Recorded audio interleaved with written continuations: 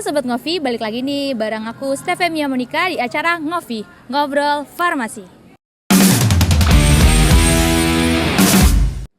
Ngobrol Farmasi kali ini yaitu kita akan mengangkat topik nih yang jarang banget dibahas. Tapi sebenarnya ini penting banget, yaitu kita akan membahas tentang CPAKB, yaitu cara pembuatan alat kesehatan yang baik.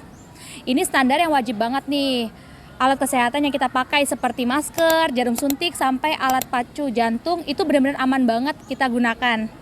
Aku udah ditemani oleh kakak-kakak yang cantik-cantik nih dari Farmasi Institut Sains Teknologi Nasional yang bakal nemenin kita nih kupas tuntas mengenai CPAKB ini. Langsung aja yuk kita kenalan. Ini dia. Langsung aja ya kita kenalan yuk sama kakak-kakaknya nih yang udah ada di depan aku nih. Sebelumnya, apa kabar nih Kak? Baik? Alhamdulillah baik Kak. Kakaknya? Baik juga. Oke, sebelumnya kita kenalan dulu nih. Mungkin juga teman-teman juga belum tahu kan namanya kakak berdua ini siapa. Untuk kakak yang pertama namanya siapa ya Kak? Hai Sobat Ngopi, perkenalkan aku Aida. Aku salah satu mahasiswa farmasi semester akhir. Nah kebetulan banget nih di pertemuan podcast kali ini aku lagi tertarik banget belajar mengenai regulasi alat kesehatan. Khususnya itu masuk ke dalam CPAKB ya Kak. Oke, untuk kakak yang kedua namanya siapa? Halo semuanya, perkenalkan nama aku Alin Jila dari STN. Kalau saya fokusnya di manajemen mutu industri alat kesehatan. Senang banget bisa berbagi hari ini. Wah, seru nih ya.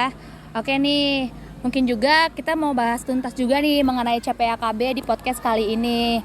Kebetulan juga kan kakak yang berdua ini, mereka ini dari Fakultas Farmasi. Mungkin aja wawasan mereka mengenai CPAKB ini lebih banyak ya guys. Jadi kita bakalan nanya-nanya nih yang kakak yang pertama dulu nih. Dari Kak Aida nih, dari yang dasar dulu ya, kita mau nanya. Kamu tanya nih, sebenarnya apa sih CPAKB itu? Untuk CPAKB itu merupakan singkatannya. Jadi untuk kepanjangannya itu cara produksi alat kesehatan yang baik. Nah ini itu merupakan pedoman resmi dari pemerintah yang dimana Permenkes itu mengatur bagaimana alat kesehatan itu bisa diproduksi secara aman, bermutu, dan berkualitas. Untuk prosesnya itu dari awal pemilihan bahan baku hingga proses akhirnya itu bisa terkontrol dengan baik dan juga bisa terdokumentasi dengan baik. Itu aja sih Kak penjelasan singkat dari aku. Oke, berarti CPAKB itu dalam Permenkes juga seperti itu ya Kak? Iya, betul. Oke, selanjutnya untuk Kak Alia nih, aku mau nanya nih, Ya, Kak. tujuan dari penerapan CPAKB ini seperti apa sih Kak? Kalau untuk tujuannya? Tujuan dari CPAKB ini tujuannya untuk melindungi pengguna alat kesehatan dari resiko baik infeksi, kerusakan ataupun ketidakefektifan. CPAKB juga ini memberikan sistem produk jadi lebih rapi dan konsisten. Jadi sistem mutunya ini tuh jadi lebih terjaga dan manfaat tambahannya itu industri lokal bisa lebih bersaing lebih kuat termasuk di pasar ekspor. Oke, banyak ya tujuannya dalam penerapan CPAKB Iya, ini. banyak banget Kak. Selanjutnya aku mau nanya nih, Kak Aida ya, aku mau tanya nih, untuk regulasi resminya sendiri itu CPAKB ini diatur dalam peraturan apa ya Kak?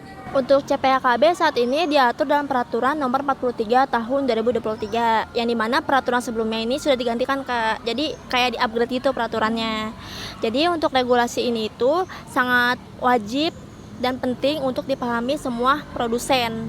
Baik produksi alat kesehatan yang dari skala kecil maupun skala yang besar. Jadi itu harus terkontrol dengan baik sih Kak. Jadi peraturan ini itu mengatur tentang seperti standar fasilitas, sumber daya manusia, dokumentasi, dan standar mutu yang baik. Gitu aja sih Kak penjelasannya. Berarti untuk regulasi resminya itu dia diatur di Permenkes nomor 43 tahun 2023 ya? Betul Kak. Oke. Selanjutnya nih aku mau nanya nih ke Kak Alia, menurut Kak Alia ini prinsip dasar sendiri dalam CPAKB itu seperti apa sih Kak? Mungkin ada beberapa poin penting nih dalam prinsip dasarnya, boleh Kak Alia dijelaskan? Boleh, jadi ada beberapa 5 poin penting untuk prinsip CPAKB ini. Jadi yang pertama itu ada sanitasi dan kebersihan fasilitas. Yang kedua ada kontrol proses dan lingkungan. Yang ketiga itu ada pelatihan tenaga kerja. Yang keempat kualifikasi alat produksi. Yang kelima dokumentasinya itu lengkap dan rapi. Jadi semuanya ini tercipta untuk produk yang aman dan berkualitas. Itu aja sih Kak. Berarti prinsip dasarnya ini ada 5 ya Kak? Iya, poin-poin pentingnya itu ada 5. Oke, lanjut nih aku pengen nanya lagi nih, boleh dijelaskan gak sih tahapan produksi alat kesehatan sesuai dengan CPAKB? Mungkin Kak Aida bisa menjelaskan nih mengenai tahapan produksinya, Kak, boleh? Untuk tahapan produksinya itu ada 6 tahapan ya Kak, secara umumnya. Jadi yang pertama itu kita pemilihan bahan produk. Untuk pemilihan bahan produk itu kita harus sesuai dengan standar ISO dan Farmakope. Dan untuk yang kedua itu kita ada namanya proses produksi. Untuk proses produksi itu kita harus dilakukan di ruangan yang bersih. Nah, terutama ini untuk alat yang steril. Jadi harus benar-benar di ruangan yang steril. Untuk yang ketiga itu kita ada pengujian antar proses. Untuk pengujian antar proses itu kita itu harus sesuai dengan spesifikasinya masing-masing. Jadi tidak boleh di luar dari itu Kak, harus sesuai dengan ketentuannya.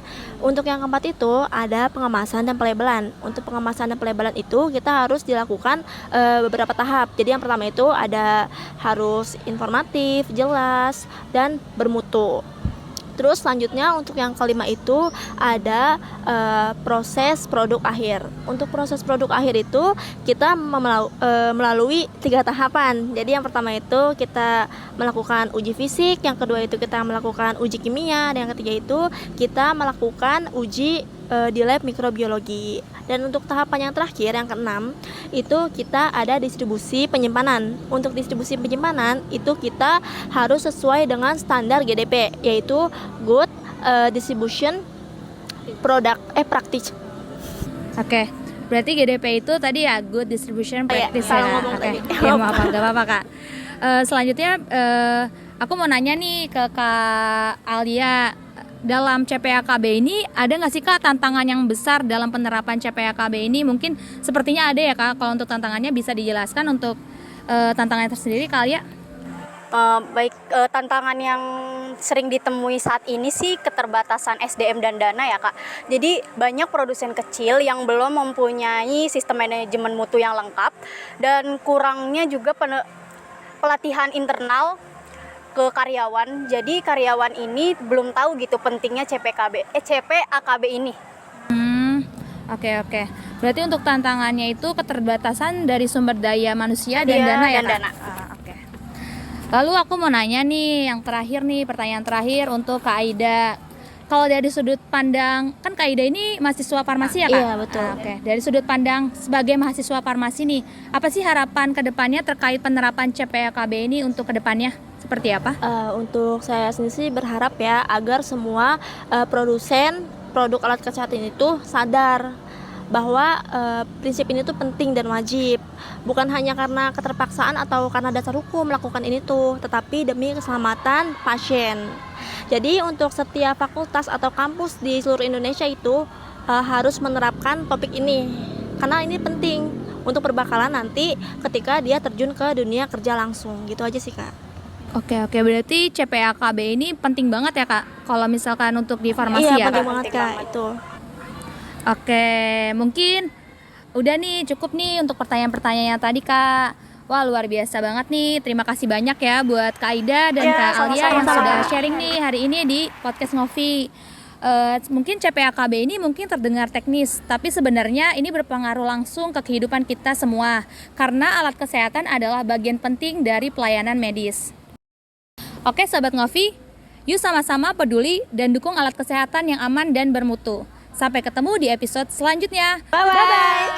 Ini dia penulis naskah Widya dan Latifah.